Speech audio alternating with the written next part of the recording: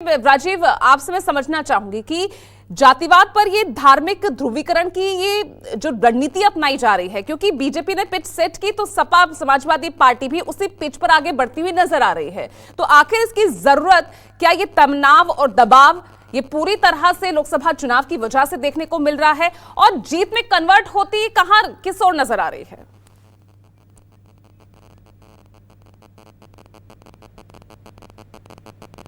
देखिए पूजा, मैं देखता हूं कि ये जो आदित्यनाथ का बयान है, बटोगे तो कटोगे, एक रहोगे तो नेक रहोगे, एक रहोगे तो नेक रहोगे, तो नहीं चला ज्यादा, बटोगे तो कटोगे यही ज्यादा चला।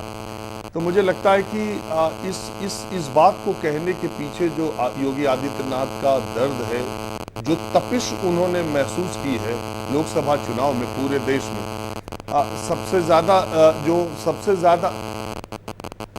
सबसे ज्यादा जो दिखाई दिया है लोकसभा चुनाव में पूरे देश में, ये तपिश सबसे ज्यादा योगी आदित्यनाथ ने ही महसूस की है। जब ये माना जा रहा था कि उत्तर प्रदेश के नतीजे योगी आदित्यनाथ और प्रधानमंत्री मोदी की युगलबंदी से, मोदी योगी की जोड़ी से, डबल इंजन की सरकार से, किसी ने सोचा भी नहीं था कि उत्तर प्रदेश के नतीजे इस तरीके के आएंगे। तो उस नतीजे आने के बाद जो समीक्षा के तौर पर योगी आदित्यनाथ ने देखा होगा, तो उन्हें लगा होगा कि भगवान श्री राम की जो जन्मस्थली अयोध्या, 22 जनवरी 2024 को पूरी दुनिया ने प्राण प्रतिष्ठा कार्यक्रम देखा। किस धूमधाम से पूरे दिन तक टीवी चैनलों पर, उसके अलावा उसके आगे और पीछे उसके अलावा कोई कवरेज नहीं थी।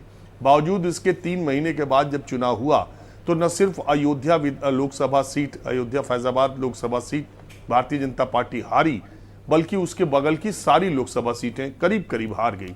बाराबंकी हारी, अंबेडकर नगर हारी, आजमगढ़ हारी, सुल्तानपुर हारी, अमेठी हारी, प्रतापगढ़ हारी, बस्ती हारी। वो सारी जो अगल बगल की लोकसभा सीटें हैं उससे जुड़े और बिहार के बॉर्डर तक तकरीबन आप देखते चले जाइए, आजमगढ़ के बाद घोसी हारी, घोसी के बाद गाजीपुर हारी, चंदौली हारी, तो ये सारी सीटों का जौनपुर हारी। तो वो जो भगवान श्री राम के अयोध्या के अगल बगल की जो 15-16 सीटें थी, उसमें भारतीय जनता पार्टी इक्का दुक्का सीटें छोड़ के सब हार गई। तो योगी आदित्यनाथ ने समीक्षा बैठक में ये महसूस किया होगा कि भगवान श्री राम के नाम पर या जो प्राण प्रतिष्ठा के काम पर जो वोट या जो हिंदू ध्रुवीकरण होना चाहिए था, उस पर पीडीए भारी पड़ गया और चुनाव में बीजेपी पिट गई। तो इसके लिए ये बटोगे, कटोगे और पिटोगे, ये सारे नारे चुनावी ध्रुवीकरण के लिए किए जा रहे हैं। और एक बात सिर्फ साफ है, जो मैं पहले से कहता हूं, बात बहुत छोटी सी है और बात बहुत बड़ी भी है।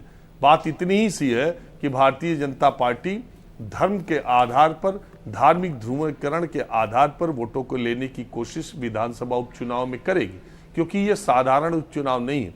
वैसे तो मैं रोज कहता हूं उपचुनाव सरकार का चुनाव होता है, इसलिए इसके नतीजों को उस तरीके से सोचना मुश्किल ही होता है। आमतौर पर आप देखेंगे तो कुछ इतिहास में ऐसे उपचुनाव हुए हैं, जैसे आजमगढ़ का जनता पार्टी की सरकार के बाद जो उपचुनाव हुआ था लोकसभा का, मोहसिना किदवई को इंदिरा जी ने लड़ाया और वहां जाके वो रह गई थी, और उपचुनाव मोहसिना किदवई जीत गई जनता पार्टी की सरकार आने के बाद, और वहीं से फिर इंदिरा गांधी का राइज शुरू हुआ। तो कुछ ऐसे उपचुनाव हुए हैं देश में, लेकिन मोटे तौर पर उपचुनाव सरकार का ही चुनाव माना जाता है।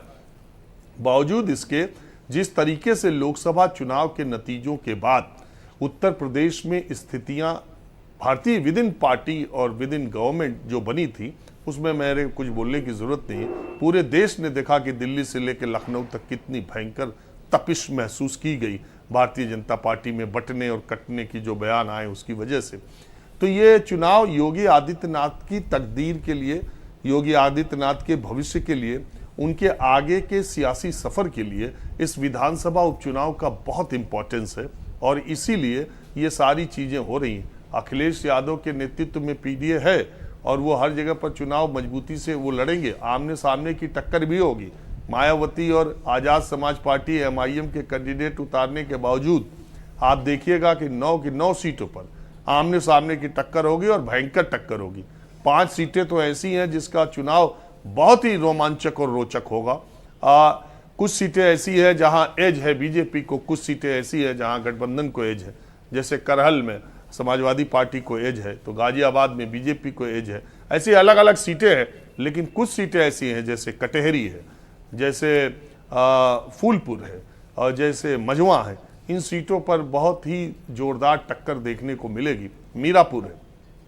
तो ये चुनाव बहुत साधारण चुनाव नहीं है, क्योंकि अगर ये बीजेपी के वैसे ही आए जैसे लोकसभा के आए थे तो फिर उत्तर प्रदेश की राजनीति ऐसे नहीं चलेगी जैसी चल रही। और अगर ये 7-2 से बीजेपी जीतती है, 6-3 से जीतती है, तो फिर योगी आदित्यनाथ अपनी बादशाहत जो अभी तक वो कायम पिछले 7 वर्षों से किए हैं उत्तर प्रदेश में, वो उनकी बादशाहत एक बार फिर से कायम होगी, क्योंकि इसके बाद अब फिर उत्तर प्रदेश के विधानसभा चुनाव। तो इस दृष्टि से ये इंपॉर्टेंट है। और मुझे लगता है कि इसी दृष्टि से योगी आदित्यनाथ ने जो अमोघ अस्त्र उनका है, जो वो शुरू से चलते आए, उन्होंने कभी इसको छुपाया भी नहीं है, कभी रोका भी नहीं है। वो जब से राजनीति में आए इस तरह के बयान वो देते आए हैं। लेकिन एक मुख्यमंत्री के तौर पर मुझे नहीं लगता कि उनसे पहले देश में किसी मुख्यमंत्री ने इस तरह की भाषा का इस्तेमाल किया होगा। बटोगे तो कटोगे, मजबूरी उनकी भी है, ये चुनाव उनके लिए बहुत इंपॉर्टेंट है, इसलिए वो कोई भी कोर कसर अपनी तरफ से जुबानी जंग में या शासन प्रशासन के स्तर पर भी उठाने में कोई कसर छोड़ेंगे नहीं। ठीक है, और इसीलिए अब इसका सहारा लिया गया है